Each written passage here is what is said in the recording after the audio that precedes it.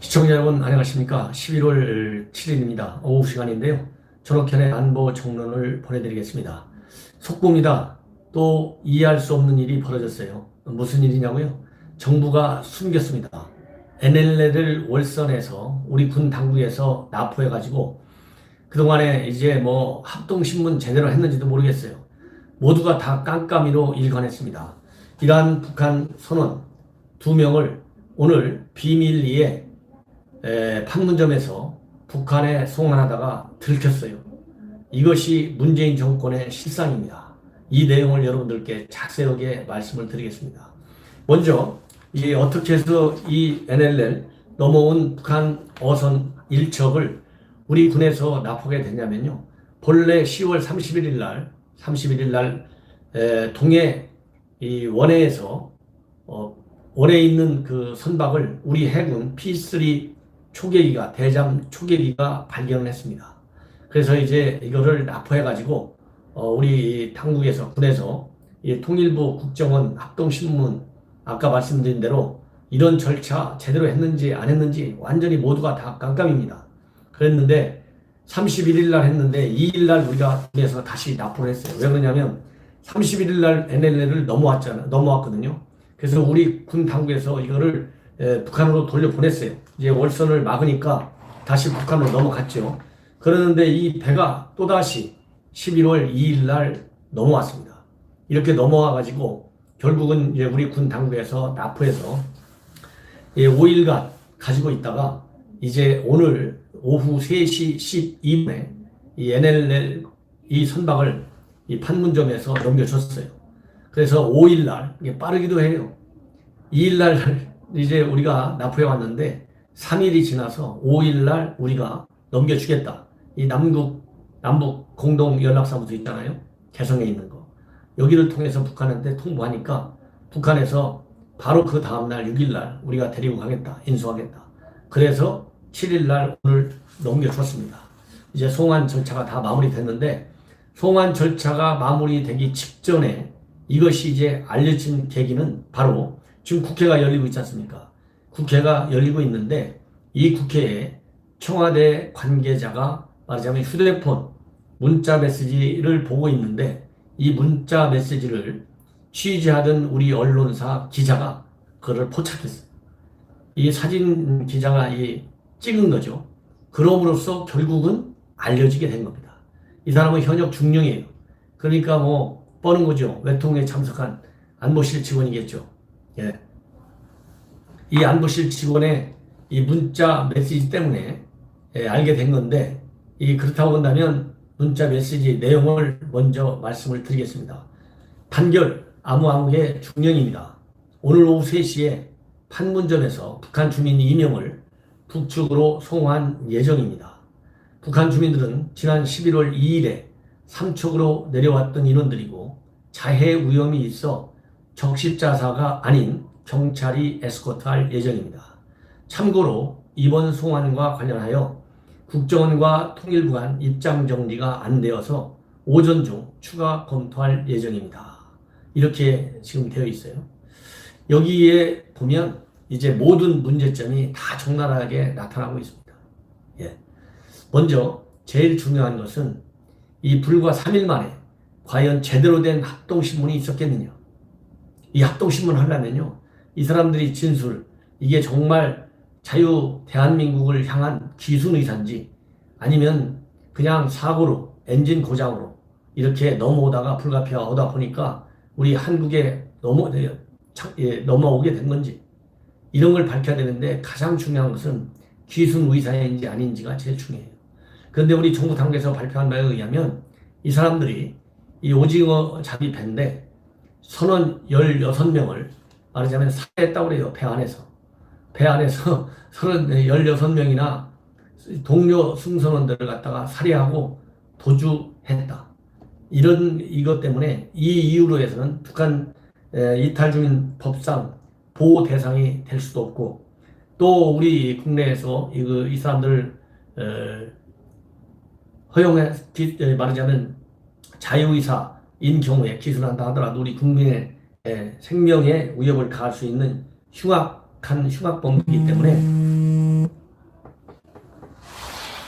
흉악범들이기 때문에 우리 국내로 받아들일 수도 없고 또 국제법상 난민도 아니라서 바로 송환했다 이렇게 정부가 밝히고 있어요.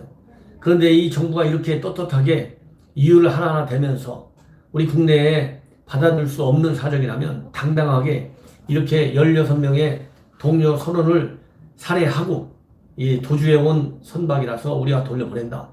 그리고 합동신문을 해보니까 별 문제점은 없지만 이러한 흉악범이라는 사실이 발견이 됐다. 이렇게 당당하게 얘기해야 될 것 아니겠습니까? 그리고 한 명도 아니고 2명이에요. 2명. 그래서 이것은 많은 문제점이 있고요. 또 하나 의심하지 않을 수가 없는 게 이 문자 메시지에 국정원과 통일부가 입장 정리가 안 됐다. 그러면은 사실상의 합동신문을 하는 주무기관은 통상적으로 국가정보원입니다. 물론 현재의 국가정보는 마치 김정은이의 하부조직처럼 움직이고 있어요. 김정은이 정상회담할 때 눈물 흘리고 있고 김정은이가 비핵화한다고 하면 참말로 비핵화하는 것처럼 받아들이면서 절절매고 있고 김정은이가 미사일을 쏘아대도 제대로 된 대책 하나를 정권에 보고하지 못하는 국정원입니다. 그렇기 때문에 그럼에도 불구하고 국정원이 통일부는 당연히 대화에 장애가 될까 봐서 빨리 넘겨주고 싶겠죠. 그게 통상적인 통일부의 모습입니다.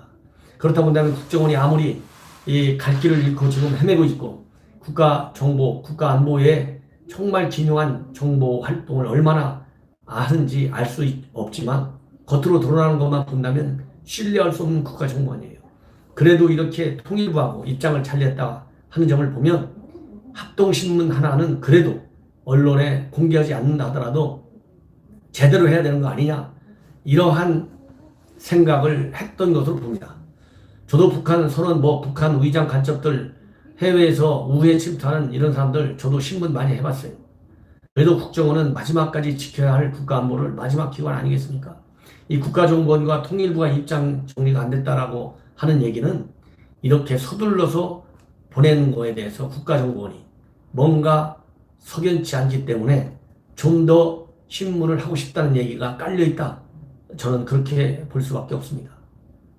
그리고 또 국정원이 입장 정리가 안 됐다라고 하는 것은 이런 사람들을 통해서 아무리 국가안보와 직접적으로 연결되지 않는 일반 정보라 하더라도 뭔가 확인할 추가적으로 신문을 할 필요가 있지 않나 이런 생각을 할 수도 있고요.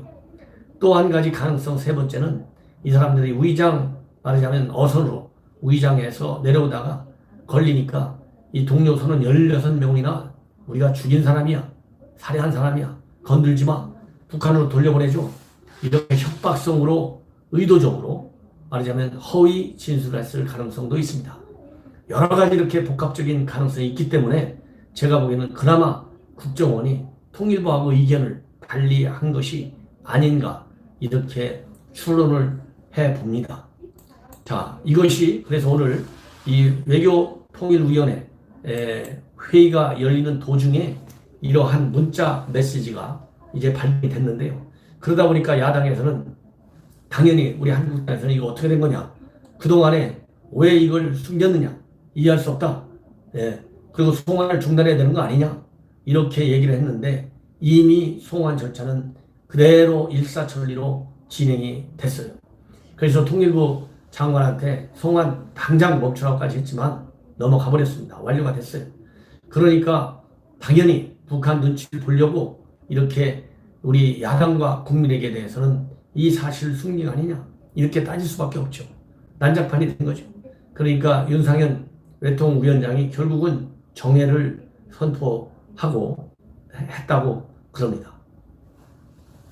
자, 이 정도가 되면 과연 북한 눈치 보기가 얼마나 극심한지, 북한이 미사일 도발, 초대형 방사포, 이스칸데르 미사일과 같이 우리가 요격할 수 있는 무기체계도 갖지 않은 그러한 첨단 무기를 김정은이가 계속 시험 발사하면서 우리 안보를 위협하는데도 불구하고 NSC 진짜 회의 하나를 제대로 못하고 화상회의로 대리하고 대통령의 메시지 하나 직접 나오지 못하고 유엔 안보리 제재 위반이라고 하는 말 한마디도 못하고 이런 정권이다 보니까 지금 NLL 인근을 넘어오는 어선이 너무 많아요.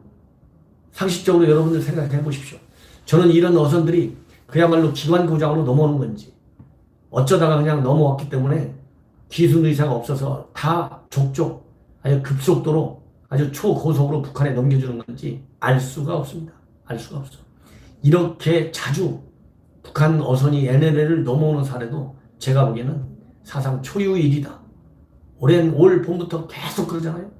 그러다 보면 어떻게 이 사람들이 다 사건 사고로 넘어오고 자유기순의사가 단 한 명도 없겠어요. 자유기순의사를 그대로 우리가 받아들여가지고 이 사람들이 기순 정착하도록 하면 김정은이하고 대화 완전히 날아가는 것이 얼마나 두렵길래 이렇게 쉬쉬해가면서 전부 다 족족 넘겨줘야만 하는지 현 정권의 정체성이 어디에 있는지 정말 알아먹을 수가 없습니다. 그러다 보니까 어느 일간지의 칼럼에서는 집단적 친북 사고, 친북 집단적 사고가 청와대를 지배하고 있다. 이런 칼럼도 지금 나오고 있어요. 이러다 보니까 2일날 왔는데 오늘 넘겨줄 때까지 쉬쉬하고 철저하게 보안을 유지하고 보안 유지할 것은 안 하고 안 할 것은 하고 이렇게 해서 우리 국민의 알 권리를 차단해가지고 득이 될 게 뭐가 되겠어요. 김정은이가 자유의사에 넘어왔다고 했을 때 과연 어떻게 김정은이가 과연 우리 한국에 뭘 어떻게 하겠다는 겁니까? 뭘 그렇게 두려워해요? 이미 망신당했는데 현 정권은 김정은이한테 뭘 더 감출 게 있냐고요. 오히려 우리가 당당하게 자유의사에 의해서 귀순했기 때문에 우리는 이 자유의사, 귀순의사를 존중해서 한국에 정착하도록 모든 지원을 아끼지 않겠다. 이렇게 해야만이 김정은이가 핵도 포기하려고 하는 그나마 조금 진도를 내보고 싶어 하고 하지 않겠어요? 결국은요, 김정은이 절대 핵을 포기 않습니다. 그렇기 때문에 제가 누차 얘기한 대로 군사적인 선제 타격이 불가능하다고 친다면 결국은 시간이 걸리더라도 조금 희생이 따르더라도 레짐 체인지로 갈 수밖에 없어요. 김정은이를 3대 세습 체제에서 끌어내리는 길밖에 없다. 이것을 제가 말씀드립니다. 시청자 여러분, 저의 논평이 말하자면 여러분들의 생각과 같은 생각이시라면 여러분들 제 방송 아낌없는 지원을 당부드립니다. 제 방송은 전부 무료입니다. 후원금도 없고요. 자율 구독료도 없고 슈퍼챗도 없어요. 그냥 제 방송 여러분들께서 구독을 눌러주시고 좋아요를 눌러주시면 저에게는 큰 힘이 되겠습니다. 시청자 여러분들의 아낌없는 성원을 당부드리겠습니다. 대단히 감사합니다.